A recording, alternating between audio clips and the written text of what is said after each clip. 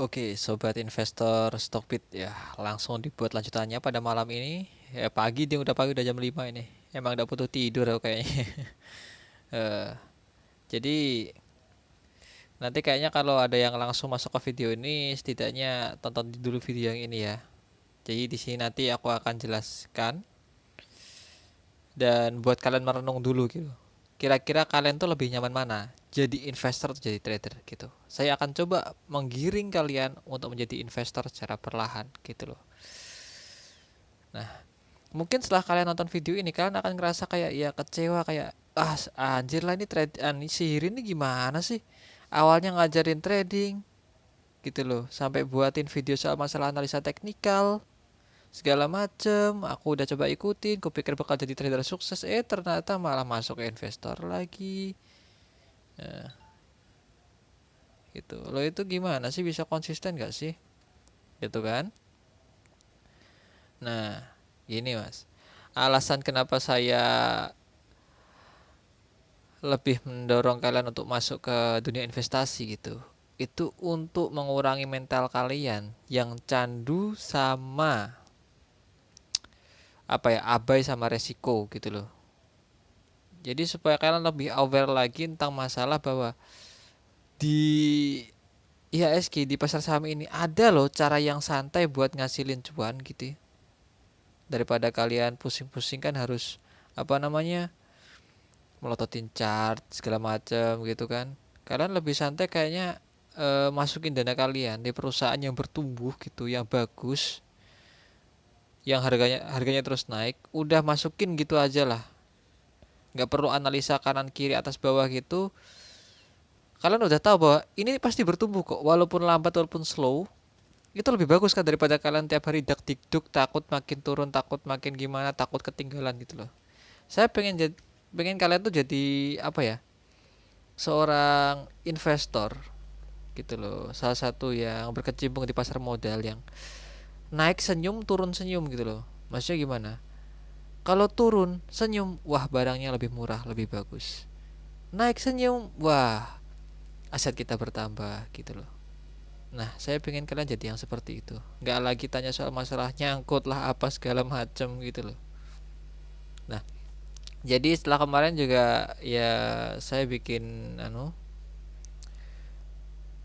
tentang ya trading trader yang hilang arah. Gimana caranya buat kalian yang sudah ngerasain rasanya jadi trader yang udah hilang arah, nggak tahu mau kemana, ngerasain kalau semua strategi udah dicoba tapi ternyata malah stuck di situ-situ aja, dan ingin memulai untuk jadi investor, membuka lembaran baru, apa yang harus dilakukan gitu loh. Nah, di sini kan nanti ada dua jenis orang nih. Ada dua jenis orang. Yang pertama itu orang yang dananya masih dalam keadaan minus atau masih dalam keadaan nyangkut, Pak. Nah, gitu. Nah, yang udah dalam keadaan minus tapi dia gak megang apa-apa. Oke, Anda adalah di bagian yang paling baik di sini. Karena apa? Karena yang masih nyangkut ini nanti aku akan suruh kalian bikin keputusan lagi gitu loh. Itu. Kenapa? Aku akan kasih kalian dua pilihan nanti di sini. Pertama, pertama ya, cut loss dan memulai lembaran baru. Atau kedua, kalian memilih untuk eh, melakukan strategi yang saya lakukan dulu, yang kemarin saya buat itu soal iya sih ini BNI cinta banget sama aku. Yaitu tentang cara nutup loss kalian dulu secara perlahan sampai dana kalian balik. Lalu kalian coba kembali lagi lihat video ini, kita mulai lagi dari awal. Itu loh. Ya, ini saya ulangi. Pertama, kalian bisa mulai relakan semua, cut loss dan buka lembaran baru. Atau kalian mungkin kalau dana kalian besar, itu semua tabungan kalian sudah all in dan gak rela kalau itu semua hilang ya. Nggak apa-apa. Kalian bisa coba pakai strategi saya yang saya udah share kemarin. Kalian perlahan-lahan tutupi dulu, setelah modal kalian kembali, kalian bisa coba tonton video ini lagi dan memulai menjadi investor. Tak tebal betul ya. Kurangi dikit lah. Nah, ya, kok ini gimana sih cara ngaturnya? Oke, pas sudah. Ya, sip. Nah, gitu. Nah, yang keadaan pertama nanti yang bisa langsung kita mulai ya, yang udah cut loss duluan dan mungkin di portfolionya udah berisi beberapa saham yang udah dia pilih ya. Oke, that's good. Jadi untuk memulai jadi investor yang baru, yang pertama harus kalian lakukan adalah sadari bahwa investasi ini bukan hanya tentang gimana caranya dapat cuan, tapi juga gimana caranya mempertahankan dana kalian dengan memilih aset yang rendah risiko, gitu loh. Noh, Mas, berarti kalau rendah risiko hasilnya juga dikit kan? Siapa bilang? Kalian itu terlalu didoktrin sama yang kata-kata high risk, high return, sama low risk, low return. Ya itu kata-kata para trader, Pak. Itu mereka masuk dalam kategori risk and reward kan, gitu loh, sama risk management gitu. Cuma di sini kita investor, Pak. Di dunia investor kita akan mengenal yang namanya less risk, more gain. Resiko yang rendah dengan hasil yang lebih gitu. Menarik kan? Gitu loh. Cuma ya kembali lagi, kalau di trader mereka punya filosofi mereka, yaitu high risk high return. Di investasi kita punya filosofi kita sendiri, Pak. Gitu loh. Filosofi kita apa? Satu, Pak, gimana caranya kita ngasilin dan mengembangkan dana kita menjadi makin banyak? Itu adalah satu. Catat ya ini, catat. Hasilkan lebih banyak. Dua, resikokan lebih banyak. Tiga, tunggu lebih lama. Gitu. Ini cara kalian nanti bisa menggulung dana kalian menjadi, loh kok nomor 2 ini masuknya kok malah resiko lagi, Mas. Nah, maka dari itu kita akan masuk dulu ke nomor 1. Gitu, oke ya. Kita bahas dulu yang nomor 1. Jadi yang kalian nanti harus lakukan adalah hasilkan dulu lebih banyak, hasilkan amunisi dulu. Maksudnya kayak gimana?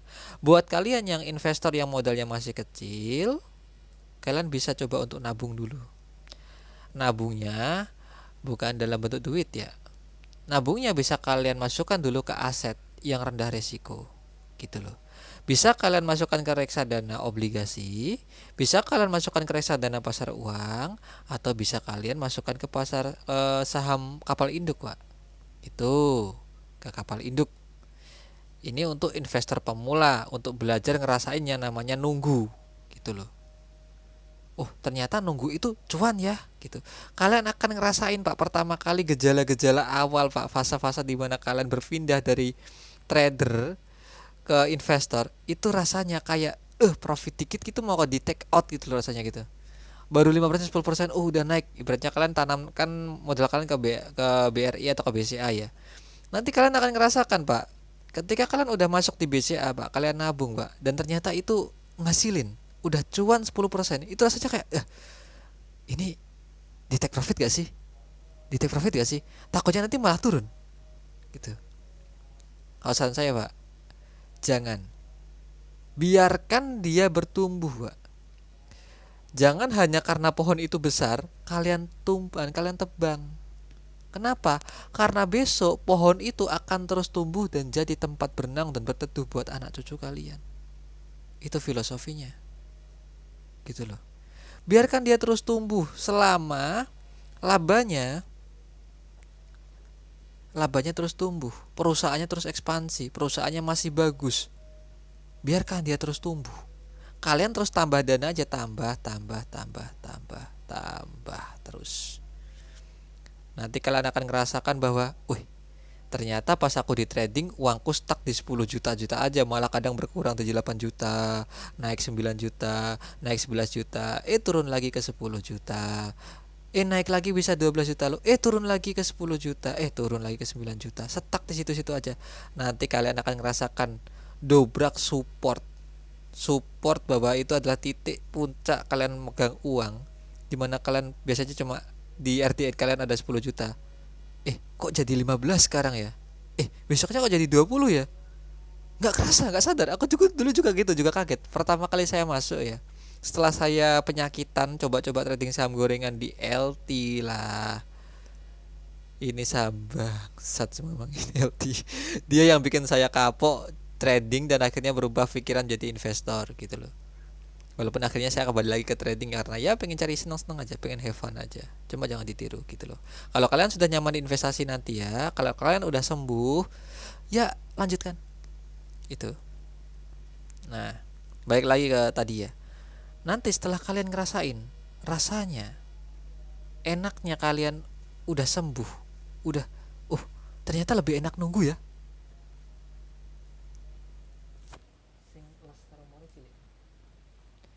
Ternyata lebih enak kayak gini ya, santai loh, nggak peduli loh saya loh harganya naik turun loh, malah saya bersemangat kalau harganya turun. Ini perusahaan bagus, ini wonderful company gitu loh, saya bisa tambah lebih banyak gitu loh.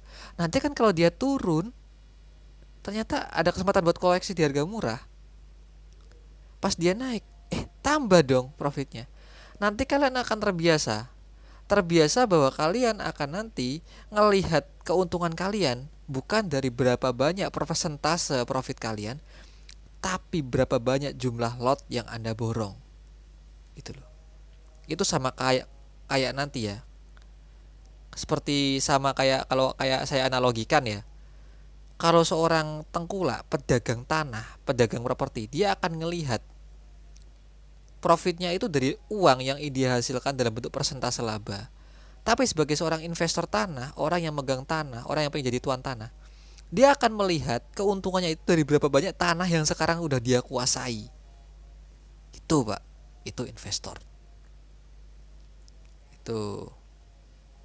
Nah, jadi sebelum itu kita akan masuk ke tahap itu.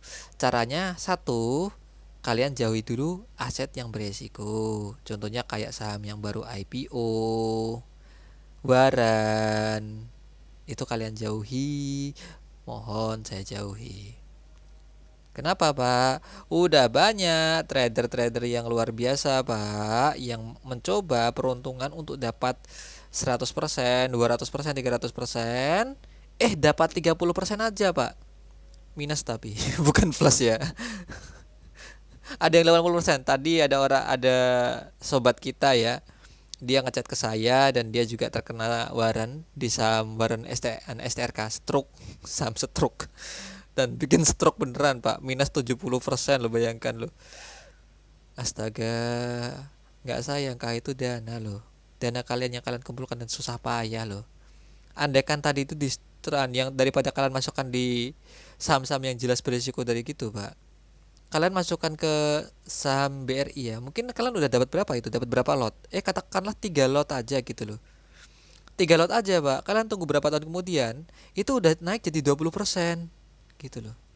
Alamas 20%. Gini Pak, kalian dapat 20% setahun kemudian tapi lebih santai. Enak mana dapat 20% besok atau minggu depan, tapi ada kemungkinan dia bisa hilang kapan saja. Karena kalian trading, kalian bisa loss, bisa profit. Emang investasi nggak bisa loss? Ya kan selama belum direalisasikan ya jadi loss kan? Dia kan emang dia holder, dia jangka panjang.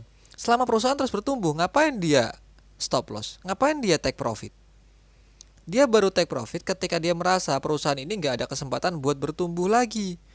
Dia ngitung take profitnya bukan dari support, dari bandar akumulasi, dari bandar distribusi, dari bandar beli rokok gudang garam Surya di sana, dari bandar yang beli gorengan, beli 2 bilangnya cuma ambil 1. Enggak, mereka gak peduli bandar ngapa-ngapain. Lah kalau saya ditanya, Mas Irin, itu ada bandar lagi akumulasi mau sell di BRI Mas. Mas Irin ngapain ya di saham BRI? Gak ngapa-ngapain. Terus terang aku gak peduli dia mau apa-apain itu saham BRI lah, terus terang urusan mereka. Mereka kan jual beli, emang bandar kan juga manusia biasa. Saya lahir Pak, dia juga lahir dari rahim ibu Pak, rahim seorang ibu Pak. Dan tiba-tiba dia lahir, terus punya akun sekuritas trading, terus jual beli gitu. Karena emang wajar, emang fungsinya sahamnya dibuat diperjualbelikan. Ya kebetulan aja mereka punya dana besar gitu aja. Terus kalian sebut bandar kan. gitu. Terus mereka karena lebih lama mereka paham cara kerjanya cara kerjanya saham gimana. Itu ya sudah, mereka paham gimana caranya naik turunin saham. Kalian juga harusnya paham gimana saham itu akan terus naik seiring kinerjanya bagus. Udah itu aja.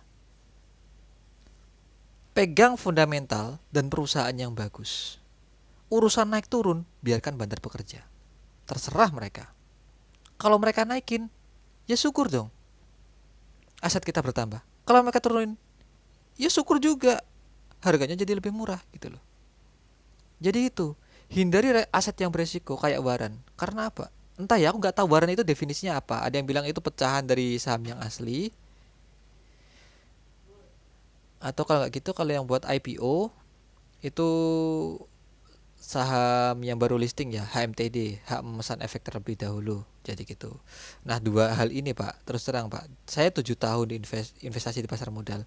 Saya belum pernah beli HMTD, hak memesan efek terlebih dahulu, atau bahkan membeli waran. Belum pernah saya. Cek sekuritas saya. Ada gak saya transaksi waran di sana? 7 tahun Pak, bersih. Out waran 0,0 berapa? Nggak ada Pak. Serius terang, nggak ada. Apalagi ya, HMTD ya pernah saya tergiur pas waktu brand mau listing ya, soalnya kayaknya sentimennya bakal besar sekali.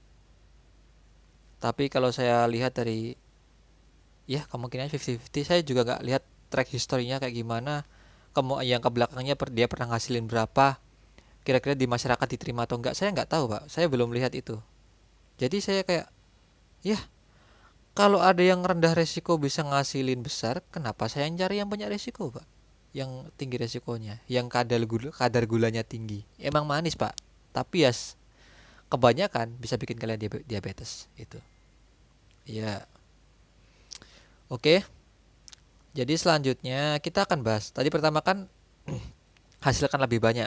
Jadi pertama kalian fokus aja untuk ngumpulin duit kalian di saham kapal induk. Itu aja dulu. Nanti kalian kalau udah ngerasain pegang udah 2 tahun 3 tahun Pak. Oh lama betul Mas. Iya lama, memang investor tuh lama Pak. Investor tuh menunggu Pak. Kerja mereka itu menunggu Pak. Menunggu sambil ngawasin perusahaan milik mereka. Sesimpel itu. Dua, resikokan lebih banyak. Nah, nanti kalau kalian udah ngerasain punya aset banyak, dividen udah ngalir dari saham kalian, Pak, walaupun cuma 3%, 2%, 1%, resikokanlah dividen kalian, bukan duit kalian. Karena apa? Duit kalian yang kerja Pak susah payah itu, Pak, biarkan berkembang. Itu kalau hilang sayang, Pak, di pasar, Pak. Kalian nangis, Pak, sampai banting tulang, rela gak makan, buat nabung, Pak, buat nyisihin duit. Nah, uang gratis dari saham yang Anda pegang itu yang namanya dividen, itu resikokanlah dengan membeli saham yang lebih beresiko. Contohnya apa? Membeli saham yang kemungkinan kalau dia turun dalam bisa naik tinggi. Contohnya apa? Saham yang cyclical, saham murah value investing, saham yang turn around, saham yang rugi yang akan berbalik jadi profit. Itu belikan di sana, Pak. Gitu loh. Loh, jadi value investing itu beresiko Mas. Iya, value investing itu beresiko. Karena kalian akan merasakan dia akan turun terus atau dia akan stay di bawah sampai jangka waktu tertentu. Beda kalau kapal induk, dia akan terus naik. Gitu loh. Nah, nanti yang value investing, turn around investing atau apa yang namanya itulah gitu loh. Itu yang akan dongkrak modal kalian ketika udah gede, udah waktunya matang, udah kembali ke harga wajar.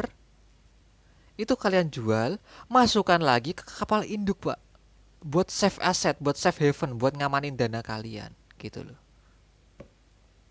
Nah, tapi jangan semua Pak, itu sisanya aja, 50% aja. 50% aja buat apa Mas? Kan dana kamu udah banyak kan sekarang kan, karena value investing kamu udah berhasil dan kapal induk kamu udah tumbuh begitu tinggi, dana kamu udah banyak. Jadi nanti yang dari value investing yang udah kamu jual atau dari turn around atau dari apa namanya itu, turn around value cyclical investing ya, itu 50 kamu masukkan sini buat ngamanin dana, 50% lagi itu dalam bentuk duit, nunggu kalau ada kesempatan bagus, ada saham value investing lagi, ada turn around investing lagi, atau ada musim cyclical lagi yang bakal datang gitu. Kenapa nggak dalam bentuk saham aja, Mas? Entah kenapa saya kurang suka ya nanti jual beli saham kapal induk. Saya lebih suka kalau kapal induk ini saya hold selama-lamanya sih. Karena kalau saya jual itu bisa ngerusak average saya. Tapi kalau kalian lebih suka semuanya kamu masukin, nanti kalau ada saham yang bagus value investing, kalian bisa jual sebagian buat beli value investing itu atau nunggu dividennya aja. Itu juga gak apa-apa.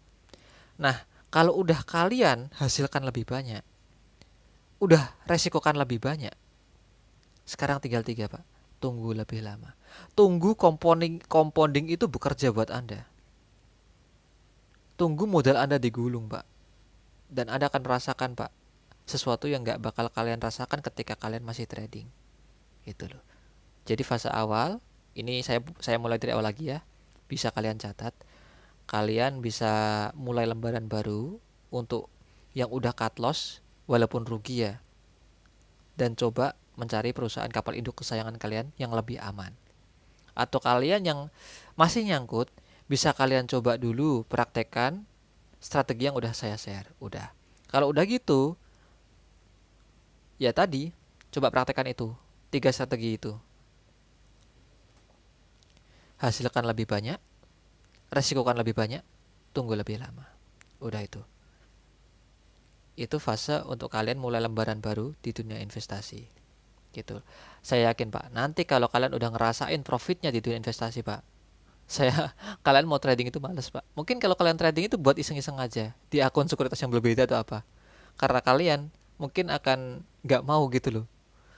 Akun sekuritas yang fokus buat investasi itu dikotori sama profit trading yang cuma berapa lah, 10%. Cuma 10%, 20%. Karena kalian udah biasa melihat ketika kalian udah value investing atau turnaround ya, kalian udah biasa melihat profit yang kayak 200, 100, 300, bahkan mungkin kalian akan merasakan 1000% pertama kalian, Pak. Jadi ayo, para trader yang sudah mau hijrah ke dunia investasi, siapkan mental kalian. Kalian akan melihat 1000% pertama kalian. Oke, di sini saya akhirin. Sampai jumpa di advice saya selanjutnya. Jika kalian ada yang masih belum paham, bisa kalian tanyakan di kolom komentar atau bisa chat saya. Nanti mungkin akan saya bahas di video selanjutnya. See you. Semoga portfolio kalian membaik.